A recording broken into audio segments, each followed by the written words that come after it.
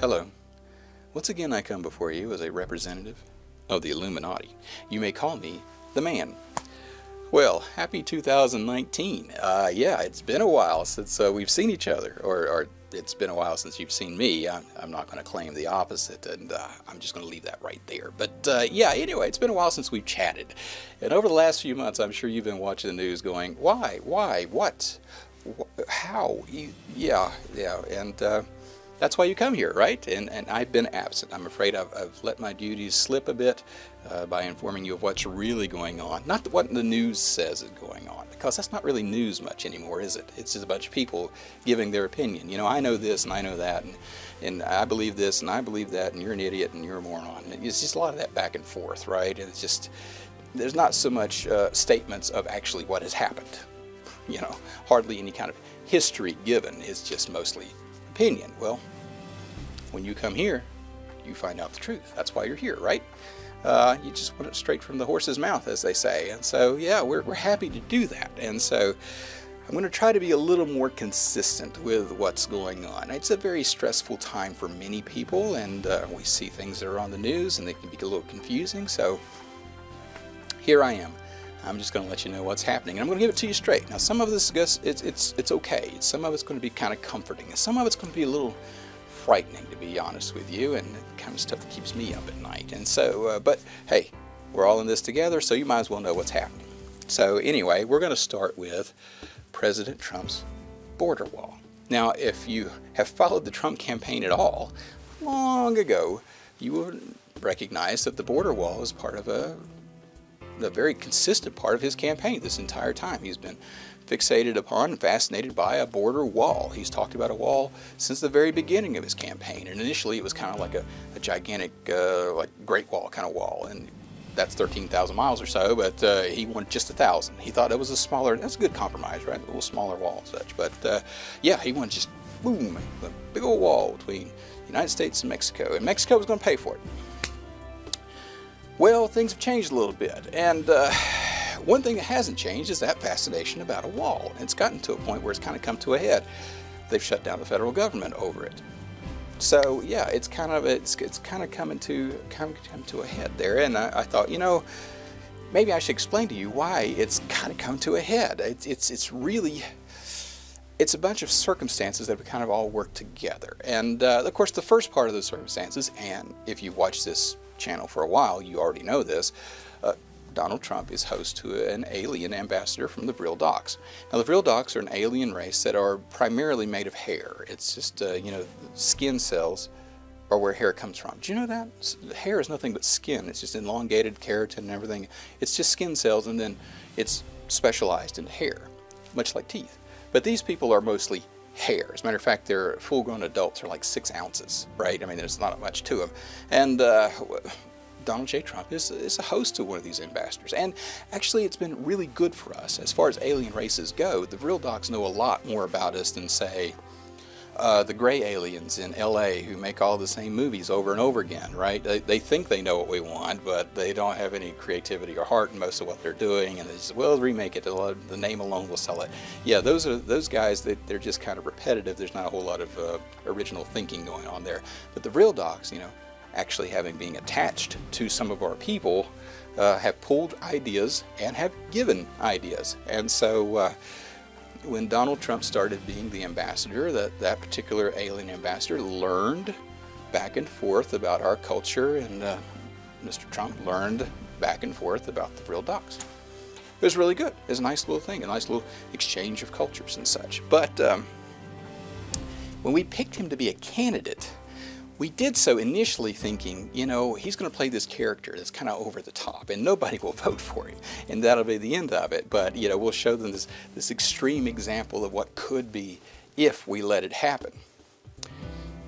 And then something strange happened. The entire population of the United States started looking at him and thinking, well, maybe it's not that bad an idea. And some of them very seriously started thinking about voting for him. So we ran all the numbers through the really big computer. The really big computer came back and said, let him win. So we selected him to win. Did everything we could. Hillary took that kind of bad, actually. But anyway, yeah, selected. Why, you ask? Because if we have somebody who's pretending to be what Donald Trump pretended to be in the Oval Office, it will in the future make such things unlikely, right? It's been a while since we had a kind of an over-the-top, gregarious kind of fellow who didn't really think a whole lot, just shot off his mouth and things like that. And it just said what he wanted to say, whether or not it hurt people or not, or didn't understand what diplomacy was or anything like that. You know, it's been a while since we had somebody like that in office, so every few generations you got to like have that thing happen, so people go, oh well, no, well, we don't want that. No, we don't want that.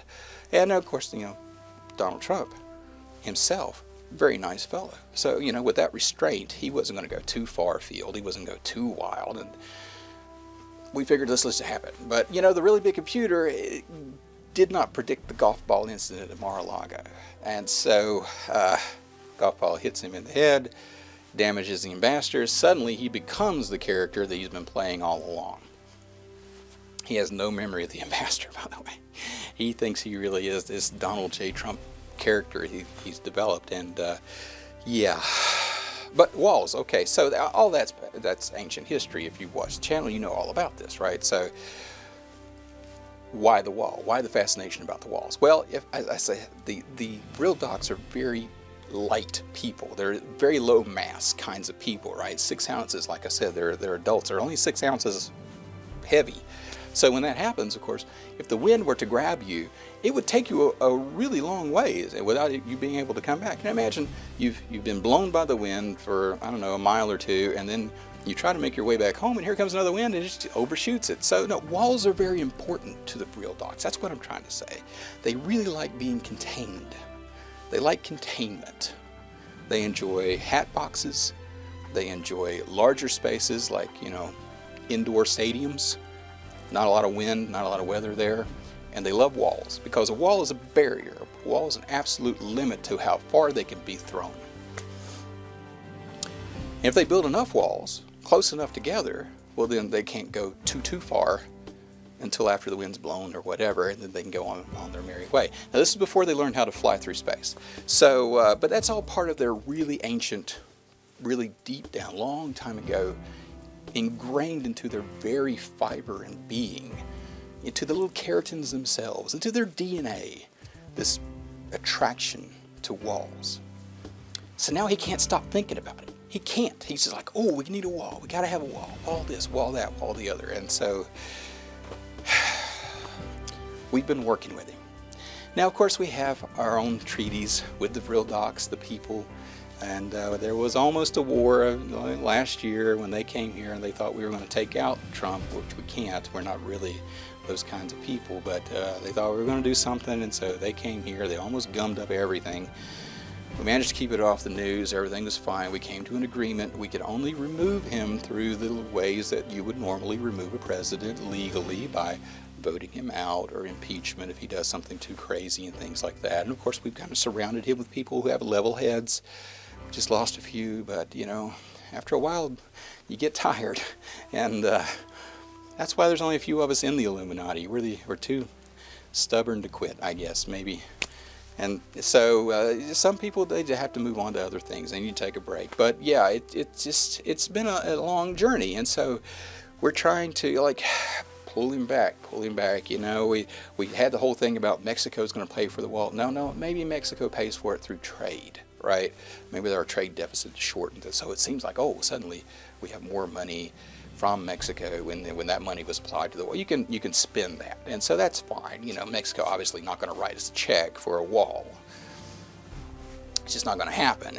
But you know, you can do this whole thing. Well, they eventually paid for it by, I don't know.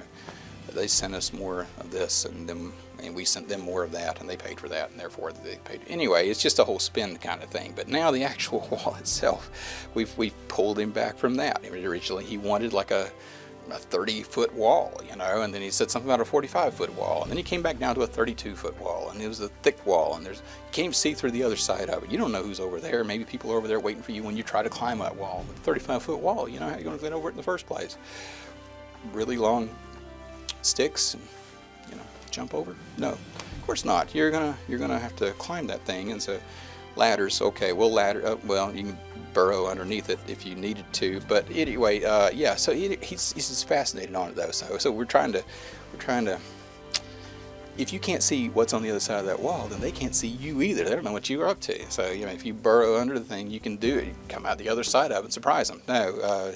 So now he's thinking, well, maybe we won't have an actual wall. Maybe we'll have like metal slats, right? You know, just every 1.5 feet. They're the metal slats. They're just all the way down the 1,000 miles, you know, because we have so much natural terrain too. We just try to put these metal slats down there. And so, yeah, maybe that's a good enough wall, which technically is probably more of a fence, but you know, wall is the word. And so we're trying to talk him down. We discussed, actually you might be able to help. Could you vote in the comments which is better, Legos, because Legos are kind of cheap and they're everywhere and people would donate them because they're tired of stepping on them in the floor in the middle of the night. You know, they just send us your Legos. You know, if people will do a GoFundMe account and then fund the wall by their own money, then I'm sure they'll send in Legos and we can just put in, imagine that, 1,000 miles of a Lego wall, 30 feet tall.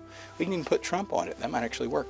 But yeah, that'd be kind of, it'd be a nice little tourist attraction. You can go see the Great Lego Wall. That'd be pretty cool. No? Okay, well, how about an air wall? You know, not to be confused with an air ball, that's a basketball term, but air wall, you know, we have like a whole bunch of really big fans, and they're generating electricity at the same time, and yet they're blowing force. It's a thing. We're going back and forth on the Great Firewall, right? So no traffic comes from Mexico along the internet. Well, that might be, that's not really something you really have to worry about physically at all. You know, you can just say there's a gigantic firewall. You can say it, and you know that's actually kind of conducive to being a politician. They just say things, and yeah, this exists. It's what they do. So maybe a firewall would work. We're still working on it. I mean, just leave a kind of a comment about what you think the wall should be, or how tall, or made out of, whatever. Legos, when we're working on it, okay? And whatever you do, do not leave a comment about Canada. I mean, just so far he hasn't thought about Canada, but if we had to build a wall across the entirety of that border, that's why we're focused on Mexico. It's a much smaller border. If we could, we'd build one through Florida. Just, you know, one side of Florida, then the other. There'd be holes. You could come and go through Florida. You go to Disney World. I'm not going to say you can't go to Disney World. I mean, you could fly there, which is how most illegals get in this country. But anyway, yeah, so that's the whole thing. He's just fascinated by these walls because he got hit in the head, and part of their culture is walls. You're not going to hear that on the news. You're not going to, because they don't know it. And the ones who do know it don't tell anybody. No, they'd rather argue about this, that, or the other, or try to increase their ratings. So yeah, that's it. That's what's going on. So now you know. And you know what? You can help us out. I mean, besides leaving a comment, you can ask a question, what you'd like us to discuss for the future. You can go and share the channel with somebody else. Hey, you guys want to know what's going on in the world? Well, check it out. Check this guy out right here. He'll tell you what's happening in the world. You know what? It might actually make you feel better, because all that uncertainty kind of goes away. And when you know there are people who are behind the scenes that are rooting for you, trying to get the whole world to spin in the same direction. Metaphorically, it already spins in the same direction. Sorry, flat earthers, but it does. It spins in the same direction already. But, you know, metaphorically, as people, trying to get everybody on board. Why? Because we, the Illuminati, are dedicated to the idea of growing the human race, of making the future a more kind and gentle place in which to live. And to that end, we have suggestions for you. We suggest that, like I said, you leave a comment or a question below. We suggest you hit that subscribe button. We also suggest if when you walk outside your house or your apartment, your tent, whatever dwelling you have, and you look up there in the sky and you see those chemtrails up there blazing, why? We would suggest you just relax and breathe deeply.